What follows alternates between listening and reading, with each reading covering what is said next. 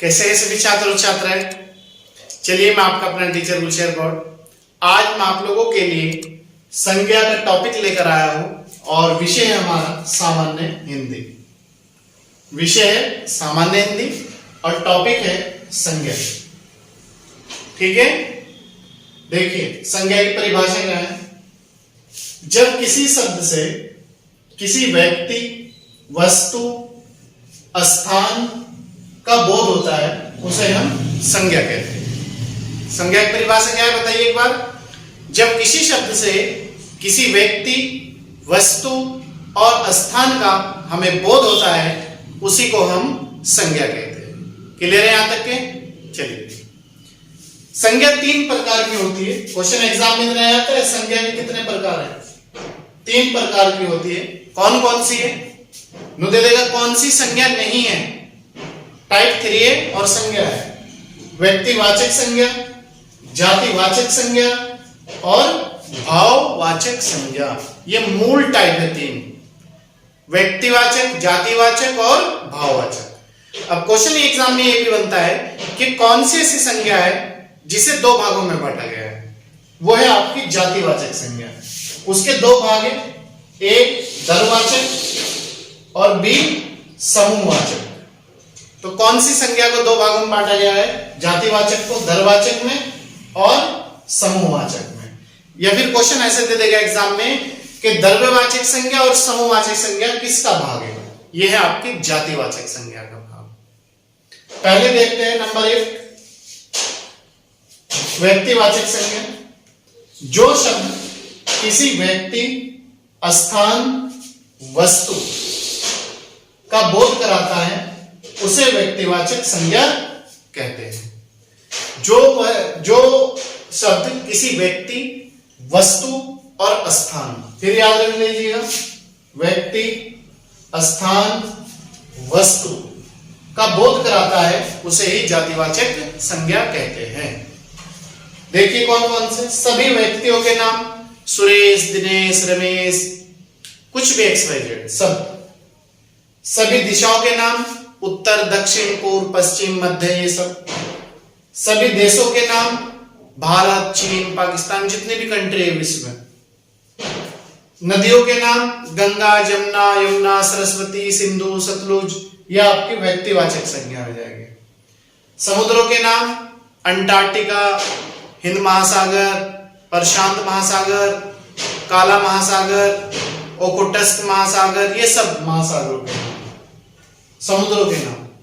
पर्वतों के नाम जैसे माउंट एवरेस्ट, किलिमंजारो और केटू, गॉर्डन ऑस्टिन, ये सब चीजें। गंगा, नामचाबरवा पर्वत, ये सब। सभी महीनों के नाम जैसे जनवरी, फरवरी, मार्च, दिसंबर तक महीने की सीमा जाएंगे। सभी नगरों के नाम जैसे आपके दिल्ली, इलाहाबाद, रुड़की, देहरादून, लखनऊ, हरियाणा, पंजाब, सब इसी में जाएंगे। त्योहारों के नाम जैसे आपके ईद है, दीपावली है, होली है, बकरा ईद है और ये सब जितने भी है, नवरात्र, ये सब त्योहारों के नाम। दिनों के नाम संडे, मंडे, ट्यूसडे, वेडनेसडे, सब इसी में जाएंगे। नगरों और चौराहों के नाम जैसे हम कह देते हैं भाई ये आर्मी कैंट चौराहा है, ये भाई महावीर स्वामी चौराहा है, ये आपका अम्बेडकर चौराहा है, ये जवाहरलाल नेहरू चौराहा है, इस तरह के। राष्ट्रीय जातियों जैसे चीनी जाति और रूसी जाति के नाम, ये सब आपके व्यक्तिवाचक संज्ञा में ही आते हैं। क्लियर है? इसके बाद है नंबर 2 जातिवाचक संज्ञा। जो संज्ञा किसी जातीय समूह का बोध कराती है उसे जातिवाचक संज्ञा कहते हैं। याद रखना, जो संज्ञा किसी जातीय समूह का बोध कराती है, जातीय, इसमें समझने की बात है, जातीय समूह। जातिवाचक संज्ञा किसी एक पूरी जाति की बोधक होती है, किसी पूरी एक जाति का बोध कराती है हमें। ठीक है, जैसे राम, चेतक, दिल्ली, यमुना आदि। जातिवाचक संज्ञाओं में देखिए जैसे संबंधित व्यक्ति होते हैं जैसे भाई, चाचा, नाना, मामा, फूफा, खालू, ये सब, मौसा, मौसी, ये संबंधियों में जाते हैं, भाई, चाचा, मामा आदि। ठीक है, और कौन सी संज्ञा है? जातिवाचक संज्ञा। दूसरा है पद के हिसाब से अगर देखा जाए, जैसे मंत्री है, मंत्री में आपकी जाति है एक मंत्रियों की, ठीक है, उसमें अनेक मंत्री होते हैं। इंजीनियर, इंजीनियर की एक जाति हो जाएगी, इंजीनियर अलग अलग होते हैं, कोई सॉफ्टवेयर होता है, कोई टेक्निकल होता है, कोई आर्किटेक्चर होता है, तो अलग अलग तो इंजीनियर। व्यवसाय, व्यवसाय मतलब कार्य करने वालों का एक समूह है, जाति है। जैसे अध्यापक, अध्यापक बहुत है, बड़ी, डाकू आदि। पशु या पक्षियों के नाम, जैसे चील, कुत्ता, भैंस, गाय आदि वगैरह वगैरह। वस्तुओं के नाम, लोहा, तांबा, पीतल, सोना, चांदी आदि, ठीक है। प्राकृतिक तत्व, जैसे बादल है, वर्षा, गरज, कड़क, आंधी, आग, तूफान आदि, ये सभी से मिल जाते हैं जातिवाचक संज्ञा में। अब इसे जातिवाचक संज्ञा को दो भागों में तोड़ा गया है, एक तो वस्तु के आधार पर और एक पदार्थ के आधार पर। तो देखते हैं, समूहवाचक संज्ञा और दूसरी है द्रव्यवाचक संज्ञा। मतलब इसे ही हमने दो भागों में तोड़ दिया, समूहवाचक और द्रव्यवाचक। देखो, समूहवाचक ऐसी संज्ञा जिनके नाम या शब्द से अनेक चीजों या प्राणियों का बोध होता है, मतलब अनेक चीजें या प्राणियों का हमें बोध होता है, तो उसे समूहवाचक संज्ञा कहते हैं। जैसे सेना, सेना में एक व्यक्ति तो होता नहीं, सेना तो बहुत बड़ी सेना है, अलग ऐसे 1000, 2000, 10,000, 50,000, लाख आदमी है। पुलिस, पुलिस एक आदमी तो होता नहीं, पुलिस में बहुत है। भीड़, भीड़ में भी कम से कम 10, 20, 50 आदमी होते हैं। गुच्छा, लास्ट टाइम में आया था, अंगूर का जो गुच्छा है वो कैसी संज्ञा है?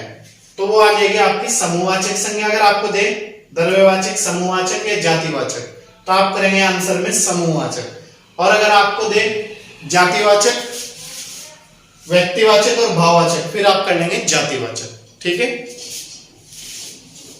द्रव्यवाचक में जिस संज्ञा शब्द से उस सामग्री या पदार्थ का बोध होता है, जैसे सोना, चांदी, तांबा, लोहा, दही, घी, पेट्रोल आदि, ठीक है।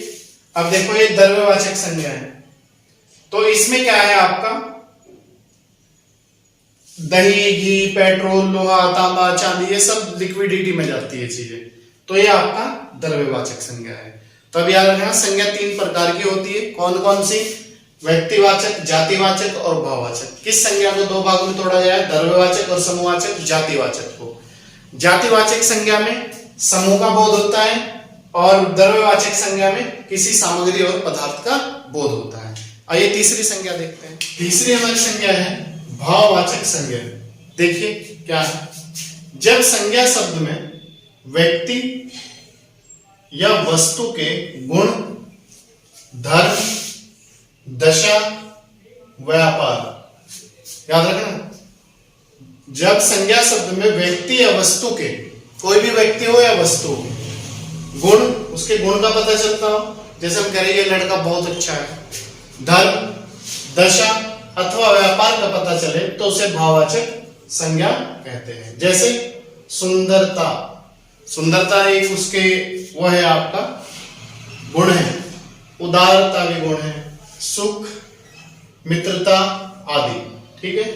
नोट है, प्रत्येक पदार्थ का कोई ना कोई गुण होता है। जैसे पानी का गुण है शीतलता, पानी ठंडा होता है। आग का गुण है गर्मी। मानव में क्या है गुण? उदारता, उदारता होती है मानव के अंदर। तो किसी भी पानी तो कोई ना कोई गुण जरूर होता है, ठीक है। नेक्स्ट है नोट, भाववाचक संज्ञा का प्रयोग बहुवचन में नहीं होता। याद रखना, किस संज्ञा का प्रयोग बहुवचन में नहीं होता? तो हो जाएगा आपका आंसर भाववाचक संज्ञा। ये भाववाचक संज्ञा सर्वनाम या विशेषण क्रिया तथा अव्वों में प्रत्यय लगाकर जातिवाचक बनाई जा सकती है। याद रखना, ये भाववाचक संज्ञा सर्वनाम या विशेषण क्रिया तथा अव्वों में प्रत्यय लगाकर, उपसर्ग पहले लगता है, प्रत्यय बाद में लगता है, तो बाद में जो प्रत्यय लगता है उससे जातिवाचक बनाई जा सकती है। जैसे जातिवाचक संज्ञा से, जैसे बच्चा से बचपन, जवान से जवानी। विशेषण कैसे लगते हैं? सर्द से सर्दी, गर्म से गर्मी, नर्म से नरमी। क्रिया कैसे होती है इसमें? पीटना से पिटाई, उतरना से उतराई। ऐसे ही सर्वनाम से 5वां पॉइंट है, अपना से अपनापन, मम से ममता या ममत्व। अव्वो से कैसे बनती है? जैसे निकट से निकटता, आपस से आपसी आदि। तो ये याद रखना, भाववाचक संज्ञा का प्रयोग बहुवचन में नहीं होता, बिल्कुल नहीं होता। भाववाचक संज्ञा सर्वनाम, देखा आपने सर्वनाम लगाया हमने यहां। विशेषण, ये देखा आपने विशेषण लगाया हमने यहां। क्रिया अव्यय, ये क्रिया लगाया हमने यहां और यहां हमने अव्यय लगाया। में प्रत्यय लगाकर जातिवाचक बनाई जा सकती है, जैसे हमने अभी देखा। ठीक है, कोई दिक्कत? Very good. विकार के रूप में संज्ञा, विकार के रूप में जैसे आपका लिंग के आधार पर है, जैसे लड़का जा रहा है, ठीक है, तो इसका हो जाएगा लिंग के आधार पर लड़की जा रही है, मेल से फीमेल। तो ये विकार के आधार पर, मतलब बोलने के आधार पर। वचन के आधार पर लड़का जा रहा है, लड़के जा रहे हैं, एक वचन का बहुवचन बन जाता है।